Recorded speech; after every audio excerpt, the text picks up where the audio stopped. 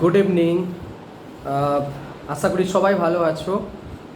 এই ক্লাসটি মূলত তোমাদের ফোর্থ সেমিস্টারে general B group A group দুজনেরই একই সঙ্গে যারা আধুনিক ভারতের ইতিহাস জানতে চায় তাদের জন্য খুব গুরুত্বপূর্ণ। জানি তোমরা জেনারেলের ইতিহাসের স্টুডেন্ট, কিন্তু মনে রাখবে ইতিহাস জানা, আমাদের ভারতবর্ষের ইতিহাস জানা অত্যন্ত খুব জরুরি, বিশেষ করে আধুনিক ভারতের ইতিহাস। এই প্রেক্ষাপট যেটা আমাকে যেটা পড়াতে দেওয়া হয়েছে, তো আমি তোমাদের গত দুটো ক্লাস, সম্ভবত দুটো ক্লাসই হয়েছে তোমাদের, যে দুটো ক্লাসের বিষয় তোমাদের আলোচনা করেছি যে ভারতবর্ষের সাম্প্রদায়িকতার জন্ম কবে থেকে হলো। তোমাদের প্রথমেই বলে নিই যে আমাকে যে সিলেবাসের পার্টটা দেওয়া হয়েছে সেই পার্টটাতে বড় প্রশ্ন হওয়ার সম্ভাবনা খুবই কম। 5 মার্কের প্রশ্ন হয় এবং প্রচুর শর্ট প্রশ্ন হয়। শর্ট প্রশ্নগুলো মাঝে মাঝে আমি তোমাদের গ্রুপে দিতে থাকবো। আগে আমরা ভিন্ন ভিন্ন বিষয় আলোচনা করব তারপরে। তো আজকে প্রথমেই দুটো টপিক আছে 5 মার্কের, বলে নিই এই টপিক দুটোর নাম, তারপর আমরা বিস্তারিত আলোচনা করব। প্রথম প্রশ্নটা, ভারতবর্ষে মুসলিম লীগ কেন গঠিত হয়েছিল? আরেকটা তার আগেকার প্রশ্ন যে লখনৌ চুক্তির গুরুত্ব কোথায়? এবং আরেকটা প্রশ্ন আসবে জানা উচিত, সেটা হচ্ছে সিমলা চুক্তি কি ছিল। মূলত 5 মার্কের যদি প্রশ্ন হয় তাহলে মনে রাখবে মুসলিম লীগ কেন গঠিত হয়েছিল। मुस्लिम लीग क्यों मुस्लिम लीग का गठन किया गया था, इसका पर्पस क्या था, ये 5 मार्क्स का क्वेश्चन आता है। তাহলে শুরু করি। আমি যে তোমাদের টপিকগুলো পড়াচ্ছি সেটা মনে রাখবে যে ভারতবর্ষে যে ভারত এবং পাকিস্তান এই দুটো দেশের যে বিভাজন হলো 1947-এ, কেন হলো সেইগুলো আমি টাইম ধরে আমি তোমাদের প্রত্যেকটা ক্লাসে আলোচনা করছি। মানে আমরা এক একটা স্টেপ ধরে শেষ পর্যন্ত যাব, গিয়ে দেখবো যে ভারত এবং পাকিস্তান সত্যি করে দুটো দেশ ভাগ হলো এবং তার পিছনে কি কারণ ছিল। तो आज का जो क्लास है वो हम पहले से ही बता दे रहे हैं कि हम लोग ऐसे देखते रहेंगे कि धीरे धीरे देखते रहेंगे कि कैसे भारत और पाकिस्तान का डिवीज़न हुआ 1947 में। আলিগড় আন্দোলন পর্যন্ত আমরা পড়েছি এবং তোমাদের আমি আলিগড় আন্দোলনে বলতে গিয়ে একটা জিনিস বলেছি যে আলিগড় আন্দোলনই ভারতবর্ষে হিন্দু এবং মুসলমানের যে প্রাইমারি স্টেজের যে ডিভিশন সেটার কিন্তু সূচনা হয়েছিল। আর পরপর যে কি ঘটনা ঘটেছিল সেইটা আমি তোমাদের আজকে আলোচনা করি। আলিগড় আন্দোলনের পর ভারতবর্ষে যদি হিন্দু মুসলিমের ডিভিশন পরবর্তী স্টেপটা যদি নেওয়া হয়, সেই স্টেপটা ছিল বঙ্গভঙ্গ আন্দোলন। मतलब बांग्ला का जो लॉर्ड कार्जन ने 1905 में तोड़ने की कोशिश किए, वो सेकेंड स्टेप था भारतवर्ष को हिंदू और मुस्लिम में बांटने की। This was the second step. বঙ্গভঙ্গ আন্দোলনকে আমি কেন সেকেন্ড স্টেপ বলছি হিন্দু মুসলিম বিভাজনের জন্য, এর কারণটা হচ্ছে আমরা জানি স্কুল লেভেল থেকে তোমরা পড়ে আসছো যে 1905 সালে লর্ড কার্জন বাংলাকে বিভাজন করেছিলেন। একটার রাজধানী হয়েছিল ঢাকা, ময়মনসিংহ, চট্টগ্রাম, আমাদের উত্তরবঙ্গের জেলাগুলোকে নিয়ে, এবং পার্বত্য ত্রিপুরা, আসাম এই নিয়ে হয়েছিল এবং তার রাজধানী হয়েছিল ঢাকা। আর একটা আমাদের যে দক্ষিণবঙ্গের সমস্ত জেলাগুলো এবং বিহার ইনক্লুডিং এই সমস্ত বিহার উড়িষ্যার এরিয়াগুলোকে নিয়ে গঠিত হয়েছিল। আর একটা বঙ্গ যেটা রাজধানী হয়েছিল কলকাতা। লর্ড কার্জনের যে মেন উদ্দেশ্য ছিল কিন্তু কলকাতাতে যে হিন্দু যে জাতীয় কংগ্রেসের যে ফরমেশন হয়েছিল এবং হিন্দু যে লিডার্সগুলো যারা লিড করছিল ভারতবর্ষের জাতীয় কংগ্রেসকে, তারা ছিলেন প্রত্যেকে বাঙালি। Most of them are Bengalis, the leaders of the Indian National Congress at that period of time. Umesh Banerjee থেকে শুরু করে সমস্ত বড় বড় লিডার্সরা বাঙালি ছিলেন। লর্ড কার্জন বাঙালি এই বিশেষ বাঙালির এই যে পর্বটাকে তিনি সেটাকে শেষ করতে চেয়েছিলেন, অর্থাৎ বাঙালিদের সিদ্ধারাকে ভাঙতে চেয়েছেন। একথা যদি আমরা বলি আমাদের বলাটা ভুল হবে না। একই সঙ্গে সঙ্গে লর্ড কার্জন এটাও একটা বড় উদ্দেশ্য নিয়েছিলেন, তখন ঢাকার নবাব ছিলেন সলিমুল্লাহ, ওনাকে বুঝিয়েছিলেন এবং বাংলাদেশের ঢাকার মুসলিম সম্প্রদায়কে বোঝাতে তিনি সক্ষম হয়েছিলেন যে যদি বাংলা বিভাজন হয় তাহলে তোমরা বেশি বেনিফিট পাবে, কারণ নিশ্চয়ই তোমাদের কোনো না কোনো ম্যাডাম বঙ্গভঙ্গ আন্দোলনে নিশ্চয়ই ক্লাস হচ্ছে তোমাদের। আমি তবু একটু বলে নিই যে বঙ্গভঙ্গ আন্দোলনে লর্ড কার্জন মুসলমান সম্প্রদায়দের বুঝিয়েছিলেন ঢাকাতে গিয়ে যে তোমাদের কলকাতার থেকে তোমাদের যদি রাজধানী ঢাকা হয় তাহলে তোমরা নানান ফ্যাসিলিটিস পাবে ইংরেজদের তরফ থেকে, কারণ কলকাতা রাজধানী হওয়ার কারণে ওখানে কলকাতার হিন্দু সম্প্রদায় সমস্ত সুযোগ সুবিধা নিয়ে নিচ্ছেন। ঢাকার নবাব ছিলেন সলিমুল্লাহ এবং লর্ড কার্জন মেন যে উদ্দেশ্য সেটা হচ্ছে আমাদের ভারতবর্ষের ঐক্যকে নষ্ট করা। হিন্দু মুসলমানকে যদি আলাদা করে দেওয়া যায় ভারতবর্ষের জাতীয় কংগ্রেসেরও কোমর ভেঙে গেল এবং ভারতবর্ষে একটা ডিভাইড এবং রুল যে পলিসি इंग्रेजরা सारा जीवन ধরে নিয়েছিলেন, जो सारे जीवन जब तक भारतवर्ष में इंग्रेज थे तब तक भारतवर्ष को कभी हिंदू मुस्लिम एक साथ नहीं होने दिए थे। ये जो पॉलिसी अंग्रेज लोगों ने लिए थे, ये पॉलिसी की शुरुआत उन लोगों ने ये बंगभंग जो विरोधी आंदोलन जो हुआ था उस वक्त ने लॉर्ड कार्जन ने फिर से दोबारा इंट्रोड्यूस कर दिया। तो সলিমুল্লাহ ঢাকার নবাব বেশ কিছু সুযোগ সুবিধা তাকে দেওয়া হয়েছিল এবং তাকে প্রলোভিত করা হয়েছিল। এর পরের স্টেজটা দেখো, 1905-এ বাংলা ভাগ হয়েছে। 1906 1 অক্টোবর একটা বিরাট বড় মুসলিম প্রতিনিধি দল প্রায় 35 মেম্বার্স, ওনারা যাচ্ছেন আলিগড় ইউনিভার্সিটির ভাইস চ্যান্সেলর, তখন গভর্নর জেনারেল ছিলেন লর্ড মিন্টো, মিন্টোর সঙ্গে দেখা করেছেন। দিয়ে তারা দেখা করে তারা আলিগড় কলেজে, তৎকালীন যে আলিগড় কলেজ আমি তোমাদের বলেছি আলিগড় আন্দোলনের সময়, তার নাম অধ্যক্ষ ছিলেন আর্চিবোল্ড, WAJ আর্চিবোল্ড। এই আর্চিবোল্ডের সঙ্গে দেখা করে তারা একটা স্মারকলিপি দিচ্ছেন। তারা কী জন্য স্মারকলিপি দিচ্ছেন তোমাদের বলে দিই যে 35 মুসলিমস যারা ছিলেন তারা কিন্তু বড়লোক সম্প্রদায়ের প্রতিনিধি ছিলেন। ये जो 35 मुस्लिम्स प्रतिनिधि जा रहे हैं मिलने के लिए, मतलब वो बड़लाट जो हम लोग का गवर्नर जनरल थे मिंटो, उसके बाद वहाँ पर जो चांसलर थे अलीगढ़ मुस्लिम यूनिवर्सिटी अलीगढ़ कॉलेज का आर्चिबोल्ड, वो बहुत ही उनसे जो लोग मिले थे 35 लोग मिले थे वो ज़्यादा हाई क्लास से आते थे, मुस्लिम्स थे लेकिन हाई क्लास से आते थे। এরা বেশিরভাগই ছিলেন কেউ দেখো তালুকদার, কেউ উকিল, কেউ ডাক্তার, ব্যবসায়ী, বড় বড় ধরনের ডাক্তার ছিলেন না তবে বড় বড় ব্যবসায়ী ছিলেন। তার মানে বুঝতে পারছেন প্রতিনিধি দলটাই কিন্তু ধনী সম্প্রদায়ের মানুষের প্রতিনিধিত্ব করছিল, অর্থাৎ জেনারেল মুসলিমের প্রতিনিধি কিন্তু তারা ছিলেন না। তারা কি কি প্রস্তাব দিয়েছিলেন জানো এই স্মারকলিপিতে? যার থেকেই তো ভারতবর্ষের হিন্দু মুসলিম রাজনীতির সূচনা। এই সিমলার যে কনফারেন্স, সিমলাতে যে সাক্ষাৎকার হয়েছিল বড়লাটের সঙ্গে লর্ড মিন্টো, ওনাকেও এই প্রস্তাবগুলো দেখিয়েছিলেন এবং আর্চিবোল্ডের সঙ্গে দেখা করে তারা কিছু সুযোগ সুবিধা আদায় করার জন্য স্মারকলিপি পর্যন্ত দিয়েছিলেন। আমি কেন আলিগড় কলেজের কথা বলছি, কারণ আলিগড় কলেজ ছিল সেই সময়ে ওই যে হিন্দু মুসলিমের যে ডিভিশনটা তৈরি করা প্রক্রিয়া চলছিল, আলিগড় কলেজ থেকে শুরুটা হয়েছিল। তখন মুসলিমদের মেন সেন্টার ছিল আলিগড় কলেজ। এখন কি কি প্রস্তাব তাতে রেখেছিলেন বলা হয়েছিল যে সামরিক, বেসামরিক এবং হাইকোর্ট এই সমস্ত জায়গায় যথেষ্ট পরিমাণে মুসলমানদেরকে নিয়োগ করতে হবে এবং উচ্চ পদগুলোতে ওই যে পরীক্ষা ছাড়াই চাকরিতে নিয়োগ করতে হবে। ফার্স্ট प्रस्तावটা देखो, मतलब ये जो फर्स्ट प्रपोजल दिया गया था इसमें बोले गए थे कि जो मिलिट्री सिस्टम्स है और जो नॉन गवर्नमेंट मिलिट्री सिस्टम्स है और ये जो हाई कोर्ट में ज़्यादा से ज़्यादा मुस्लिम्स को नियुक्ति किया जाना चाहिए और जो हाईएस्ट पोस्ट है उसमें एग्ज़ाम नहीं लेना चाहिए मुस्लिम्स कम्युनिटी के लिए, क्योंकि ये लोग आए हैं मुस्लिम्स के डेवलपमेंट के लिए। दूसरा प्रपोजल क्या था, municipality, district board and university में यूनिवर्सिटी की जो कमेटी बनते हैं उसमें भी ज़्यादा से ज़्यादा मतलब जो फिक्स्ड मुस्लिम्स कम्युनिटी का प्रतिनिधि होना चाहिए। মানে এই সমস্ত মিউনিসিপ্যাল এরিয়া, সিনেট এরিয়া, ইউনিভার্সিটির গভর্নিং বডি সমস্ত কিছুতে বলছে মুসলমান প্রতিনিধি কিন্তু রাখতে হবে।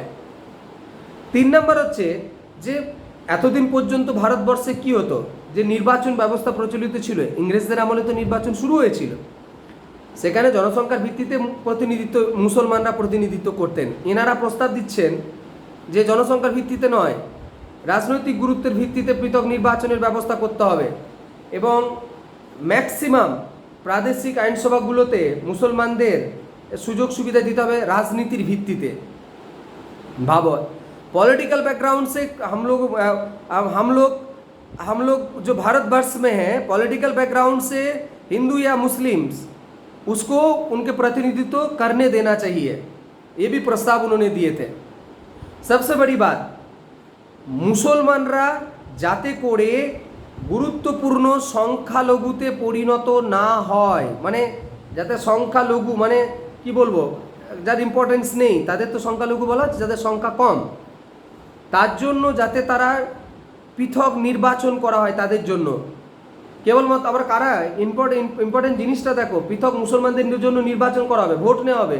কারা ভোট দেবে? মুসলমানরা।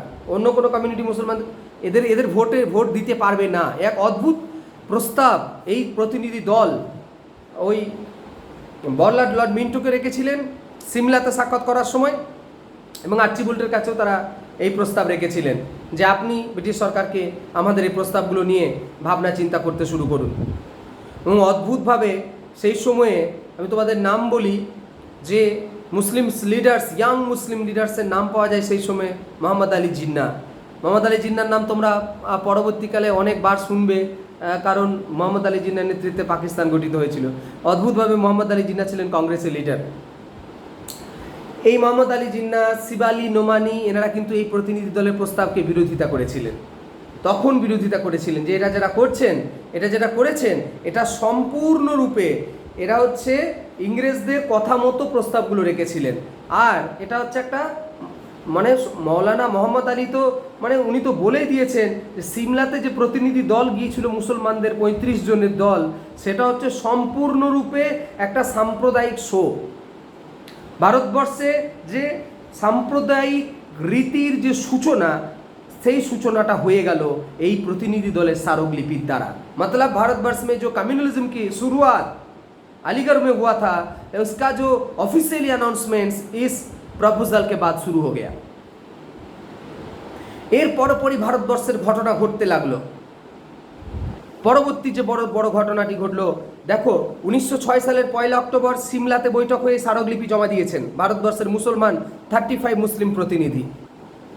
এবং তারপরে দেখো 1906 সালের 31 ডিসেম্বর, অক্টোবর ওখানে গিয়েছে, আর 1906 সালের 31 ডিসেম্বর ঢাকাতে, বাংলাদেশের ঢাকায় ঢাকার নবাব সালিমুল্লাহকে সামনে রেখে গঠিত হচ্ছে ভারতবর্ষের প্রথম মুসলমান political party, first Muslim political party, that is all India Muslim League, সর্বভারতীয় মুসলমান লীগ, মুসলিম লীগ এই পার্টিটার নাম। যারা কেবলমাত্র মুসলমানদের কথা বলবেন, যারা মুসলিম প্রতিনিধিত্ব করবেন। এবং এর ব্যাকগ্রাউন্ডের পিছনেও ইংরেজরা ছিল যে তোমরা এরকম একটা দল তৈরি করো, কারণ লর্ড মিন্টো ওই প্রস্তাবগুলোতে সাই দিয়েছিলেন। ওই যে সিমলা প্রস্তাবের যে কথাগুলো আমি তোমাদের বললাম, बैकग्राउंड में अंग्रेज लोग ही थे ये मुस्लिम लीग गठन करने के पीछे। मुस्लिम लीग কেন তৈরি করা হলো, কি কি উদ্দেশ্যকে সামনে রেখে মুসলিম লীগ এই পার্টিটাকে তৈরি করা হলো?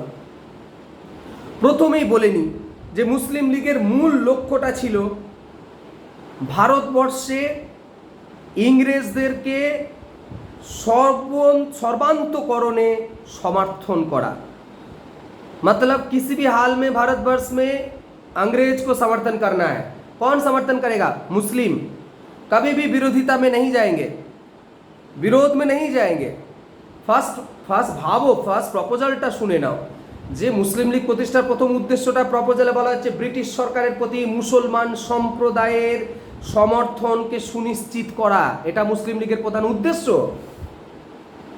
2, मुस्लिम समाजेर स्वार्थके सर्वतोभावे रक्षा करा। मतलब मुस्लिम कम्युनिटी, भारतवर्ष में जितना भी मुस्लिम कम्युनिटी है सबका जो स्वार्थ है उसको रक्षा करना इस मुस्लिम लीग पॉलिटिकल पार्टी का और एक उद्देश्य है।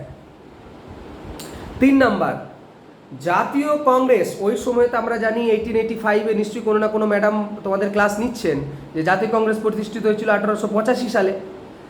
এই 1885 সালে জাতীয় কংগ্রেসের বেশিরভাগ লিডাররা ছিলেন হিন্দু। এই মুসলিম লীগ দলের প্রধান উদ্দেশ্যটাই ছিল যে কোনো অবস্থাতেই ওই জাতীয় কংগ্রেসের হিন্দুদের সংগঠনকে আমরা সমর্থন করব না। জাতীয় কংগ্রেসের প্রভাবকে খর্ব করা, ভারতবর্ষের পলিটিক্সে জাতীয় কংগ্রেসের বা প্রভাবকে খর্ব করা, এটা একটা বড় উদ্দেশ্য ছিল। 5 নম্বর উদ্দেশ্য হচ্ছে তারা এটা বলেছেন যে ভারতবর্ষের অন্যান্য সম্প্রদায়কে কোনো অবস্থাতেই যাতে আঘাত না লাগে সেইটা মুসলিম লীগ সর্বান্তকরণে দেখবে, এটা তাদের আর একটা উদ্দেশ্য। যদিও মোহাম্মদ আলী জিন্নাহ বলছেন ওটা একটা ফেক, শুধু একটা ফেক মানে একটা দাবি, 5 নম্বর দাবিটা অদ্ভুতভাবে 5 নম্বর দাবিটা একটা ফেক দাবি। এই উদ্দেশ্যগুলোকে সামনে রেখে মুসলিম লীগ ভারতবর্ষের রাজনীতিতে চলতে শুরু করলো। তা তোমাদের 5 নম্বরের কোয়েশ্চেন যেটা বললাম, সেই 5 নম্বরের কোয়েশ্চেনটা হচ্ছে এটাই যে মুসলিম লীগ কেন তৈরি হয়েছিল, এর উদ্দেশ্য কী ছিল।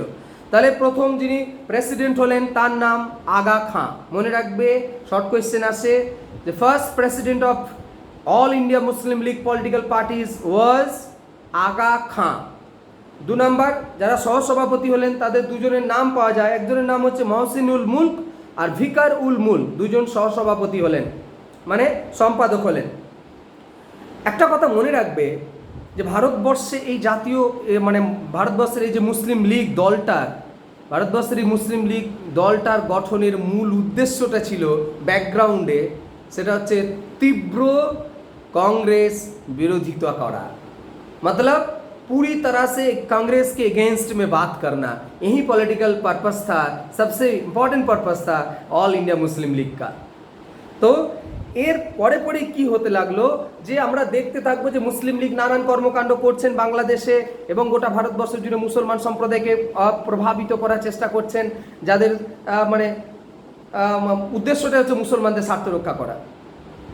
একটু ব্যাকগ্রাউন্ডে যদি তোমরা যাও, এই যে যারা লিডার ছিলেন তারা বেশিরভাগই প্রথমেই আমি বললাম যে এরা বড় লোকের প্রতিনিধি ছিলেন, কেউ জমিদার ছিলেন মুসলমান, কেউ কেউ মানে বড় বড় মানে এরা কিন্তু মধ্যবিত্তের প্রতিনিধিত্ব ছিলেন না। অদ্ভুতভাবে আরেকটু তোমাদের অবাক লাগবে, मतलब ज़्यादातर जो लीडर्स थे वो ज़्यादातर कहाँ हाई क्लास कम्युनिटी से आते थे, मुस्लिम कम्युनिटी से। वो लोग लोअर कम्युनिटी के लोअर जो निचला हिस्से के जो मुस्लिम्स के वो प्रतिनिधि नहीं थे। अजीब गरीब सी बात है। और सबसे बड़ी बात, ये लोग जनरल उस वक्त उस ज़माने में एनुअली 500 रुपये का मतलब चांदा होता था, 500 रुपये का वो मेंबरशिप लेने के लिए 500 रुपये देना पड़ता था। और सबसे बड़ी बात योग्यता मिनिमम 500 रुपये नहीं, जिसका एनुअल इनकम 500 रुपीज़ था वही मेंबरशिप ले सकते थे। और सबसे बड़ी बात, इनका जो मेंबरशिप का लेने के लिए चांदा है वो है 25 रुपीज़। ভাবো তখনকার দিনে 500 টাকা যারা রোজগার করবেন তারা মেম্বারশিপ নিতে পারবেন। আর মানে চাঁদার জন্য মাসিক মানে বলা হচ্ছে 25 টাকা বছরে। তখনকার দিনে 1 আনা 2 আনাতে 1 কিলো চাল 2 কিলো চাল এসব পাওয়া যেত। ভাবো তখনকার দিনে কত বড় লোক হতে হবে তবে ইন্ডিয়ান মুসলিম লীগের মেম্বারশিপ নেওয়া যেত। অর্থাৎ এটা থেকে স্পষ্ট বুঝতে পারছি যে বঙ্গভঙ্গ আন্দোলনে মুসলিম লীগ ছিল সরকারের সম্পূর্ণরূপে পক্ষে এবং বঙ্গভঙ্গ আন্দোলনের বিরুদ্ধে, এবং লীগের প্রত্যক্ষ মদতে বাংলাতে এই সময় মনে রাখবে নানান ধরনের দাঙ্গা হয়েছিল বাংলাদেশ জুড়ে বা আমাদের কলকাতাতে প্রচুর দাঙ্গা হয়েছে। এর ব্যাকগ্রাউন্ডে মুসলিম লীগের কিছুটা হাত ছিল এবং একই সঙ্গে ব্রিটিশ ইস্ট ইন্ডিয়া কোম্পানি মানে ব্রিটিশ গভর্নমেন্ট, কোম্পানি বলবো না, তখন তো আমাদের ভারতবর্ষে ব্রিটিশ গভর্নমেন্ট এসে গেছে, আমরা ব্রিটেনের অধীনে চলে গিয়েছিলাম, তো ব্রিটিশ গভর্নমেন্টের হাত ছিল এই মুসলমানদেরকে সামনে এগিয়ে দেওয়ার জন্য। তারপরে যে বড় সিদ্ধান্তটা নেওয়া হচ্ছে দেখো 1909 সালে মল্ল মিন্টো শাসন সংস্কার, কিভাবে মুসলমানদেরকে ভারতবর্ষের রাজনীতিতে আস্তে আস্তে করে সামনে তুলে নিয়ে আসা হচ্ছে এবং ভারতবর্ষের এর যে দুই সম্প্রদায়ের মধ্যে বিভাজনের প্রক্রিয়া শুরু হচ্ছে। মল্ল মিন্টো শাসন সংস্কার আইন, মরলে হচ্ছে আইন সচিব আর মিন্টো হচ্ছেন গভর্নর জেনারেল। তো এই আইন শাসন সংস্কারে বলা হয়েছিল মুসলমানদের জন্য ভারতবর্ষে প্রথমবার, মনে রাখবে প্রথমবার ভারতবর্ষে মুসলমানদের জন্য আসনকে সংরক্ষণ করা হয়েছিল। কেন্দ্রীয় যে নির্বাচন হতো আমাদের স্থানীয় মানে আমাদের রাজ্য স্তর এবং কেন্দ্রীয় যে আইনসভা নির্বাচন, সেই নির্বাচনে প্রতিনিধিত্ব করার জন্য ফার্স্ট টাইম ঘোষণা করা হয়েছিল যে মুসলমানদের জন্য আসল সংরক্ষণ করা হবে এবং মুসলমানদের জন্য আলাদা নির্বাচিত প্রতিনিধি করা হবে। অর্থাৎ ইংরেজ সরকার অফিসিয়ালি অ্যানাউন্স করে দিল যে মুসলিম প্রতিনিধিদের জন্য মুসলমান সিট রিজার্ভ করা হবে। ভারতবর্ষে কিন্তু এটা ছিল না। মুসলিমদের জন্য সংরক্ষিত আসনে মুসলমানদের প্রতিনিধি যাবে। অর্থাৎ ইংরেজ সরকার অফিসিয়ালি ঘোষণা করে দিল যে मुसलमान संतुष्टिकरण, मतलब मुस्लिम्स कम्युनिटी को अलग कर दिया गया, कि उनको अलग से सीट दे दिया गया। इसका मतलब क्या है? इसका मतलब यही है कि मुस्लिम्स जो लीडर्स उस वक्त के थे वो सामने आ गए और अपना कम्युनिटी की बात करने लगे। मतलब वो बाकी सब कम्युनिटी कुछ कोई बात नहीं है, उनको कुछ परवाह नहीं है, सिर्फ मुस्लिम्स की बात होगा। इलेक्शन करने के लिए सिर्फ मुस्लिम्स के लिए रिजर्व रहेगा सीट, वो मुस्लिम्स लोग ही उनको वोट करेंगे। इस तरह के लॉ पास कर दिया गया 1909 मॉर्ले मिंटो जो लॉ पास किया गया था उसमें। मोहम्मद आली जिन्ना সেই সময় কংগ্রেসের তরুণ নেতা, তিনি এই মর্লে মিন্টো শাসন সংস্কারে যেহেতু মুসলমানদের জন্য সংরক্ষণ এবং মুসলমানদের জন্য আলাদা নির্বাচন করার প্রস্তাব ব্রিটিশ সরকার সাইন করে দিয়েছিল, সেটাকে তিনি বলছেন, ইংরেজিতে একটা শব্দ আছে, the obnoxious virus introduced into the body politics of India with evil designs। মানে আমি যদি বাংলাতে শর্ট করে বলি যে একটা ভাইরাস ঢুকিয়ে দেওয়া হয়েছে ভারতবর্ষের ভেতরে, ভারতবর্ষের রাজনীতির ভেতরে এমন একটা পলিটিক্যাল ভাইরাস ঢুকিয়ে দেওয়া হলো যেখানে হিন্দু এবং মুসলমান আলাদা জাতি, আলাদা সংরক্ষণ, এই ব্যাপারটা ব্রিটিশ সরকার ইচ্ছা করে ভারতবর্ষে ঢুকিয়ে দিলেন। কথাটা কে বলছেন মনে রাখবে, পয়েন্ট করে রাখবে যে জিন্না বলছেন, যে জিন্না কিন্তু পাকিস্তান ভাগ করেছিলেন, কারণ এখন তিনি কংগ্রেসের লিডার। আমরা ধীরে ধীরে জানতে পারবো জিন্না আস্তে আস্তে কোন দিকে গিয়েছেন। অদ্ভুতভাবে সেই সময়তেই আমাদের হিন্দু সম্প্রদায়ের মধ্যেও একটা তো টানাপোড়েন শুরু হয়ে গেল। মুসলমানরা আলাদা দল গঠন করে দিয়েছে, এদিকে হিন্দু সম্প্রদায়ের যারা লিডার্স আছেন তারাও তো টেনশন শুরু করে দিয়েছেন। তারা তাদের নিজেদের কমিউনিটিকে বাঁচানোর জন্য হিন্দু মহাসভা বলে একটি সংগঠন বা দল, সংগঠন বলবো না, পলিটিক্যাল পার্টি তারা তৈরি করছেন। মদন মোহন মালব্য, লালা লাজপত রায়, বাল গঙ্গাধর তিলক তাদেরকে সমর্থন করছে। মানে হিন্দু মহাসভা দল কিন্তু এই সময়তেই তৈরি হয়ে গেল। আর ব্রিটিশ সরকার এটাই চাইছে যে বিভেদটা তৈরি হোক, বিভেদ তৈরি হলে আমরা দীর্ঘদিন রাজ করতে পারব। শেষ যে টপিক, শেষ যে বক্তব্য আমি তোমাদের বলবো সেটা হচ্ছে লখনৌ চুক্তি। দেখো, আলিগড় আন্দোলন, আলিগড়কে কেন্দ্র করে মুসলমান সম্প্রদায়ের মনের মধ্যে একটা বিরাট তীব্র আশা আকাঙ্ক্ষা জেগে গেছে, কারণ মুসলমানদের ডেভেলপমেন্ট চলছে, মুসলমানরা ইংরেজ সরকার ফ্যাসিলিটি দিচ্ছে।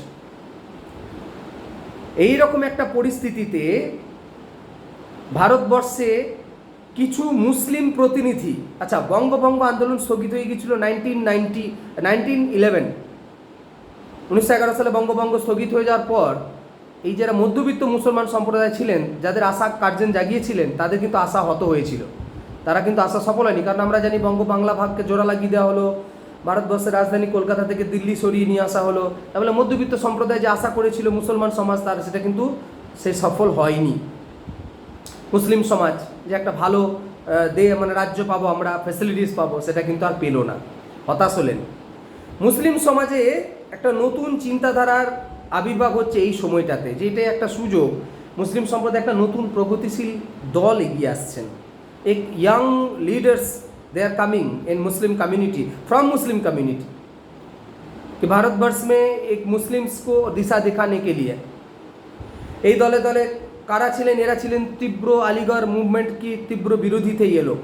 আলিগড় আন্দোলনের যারা লিডার ছিলেন তাদের বিরোধী ছিলেন, কারণ আলিগড় আন্দোলনের মেন উদ্দেশ্য কি? মুসলমানদের জন্য আলাদা আলাদা ফ্যাসিলিটি নেওয়া। কিন্তু এরা বলছেন আলিগড় ফ্যাসিলিটি, মুসলমানদের জন্য আলাদা ফ্যাসিলিটি ব্যাপারটা নয়। এরা একটা নতুন চিন্তাধারা নিয়ে আসছেন।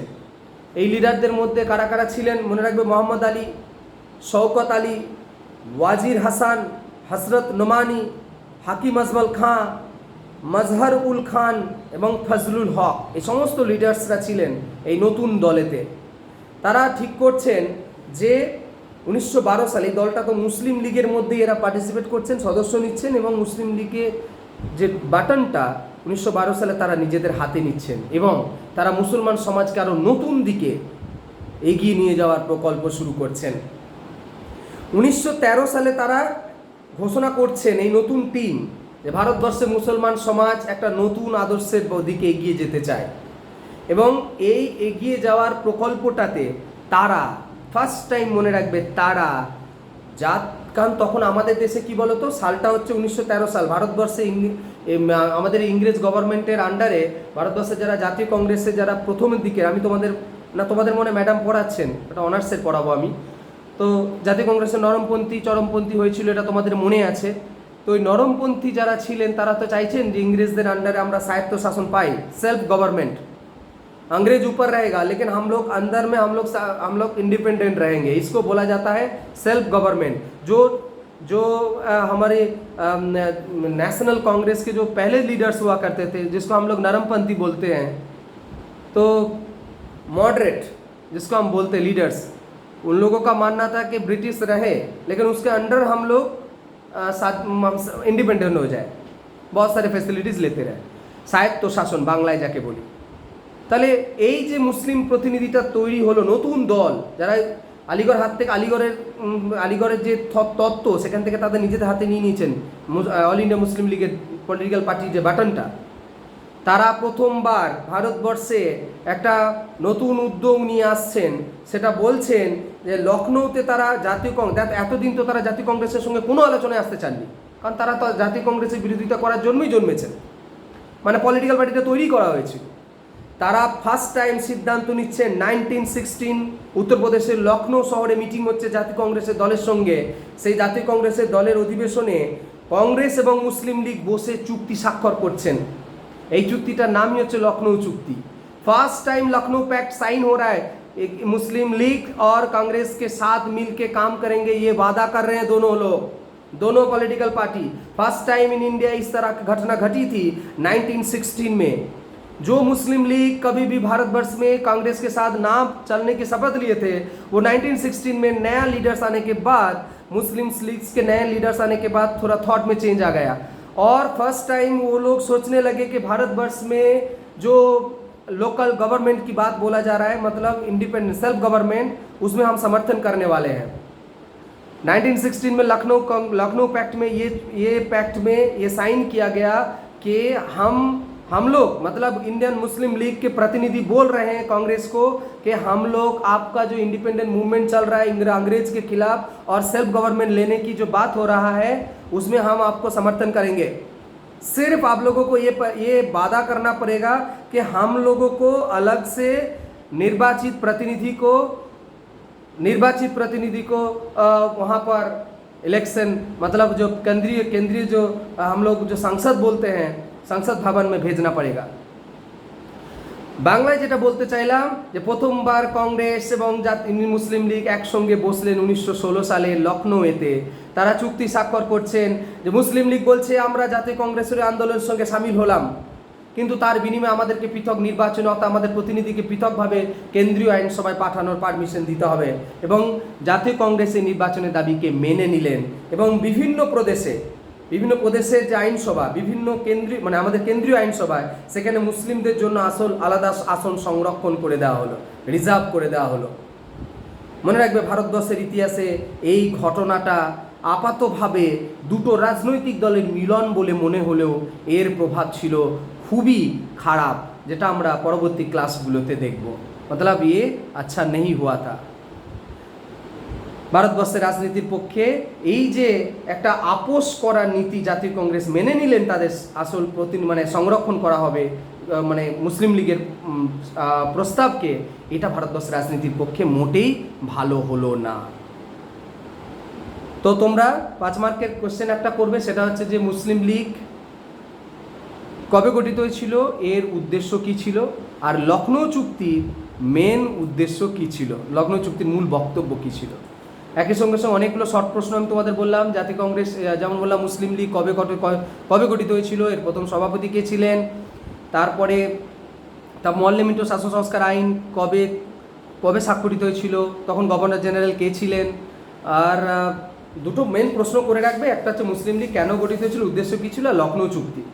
বাকি আমি তোমাদের শর্ট প্রশ্ন মাঝে মাঝে তোমাদের গ্রুপে দেবো, সেগুলো খাতায় লিখে রাখবে ইন্টারনাল এবং ফাইনালের জন্য।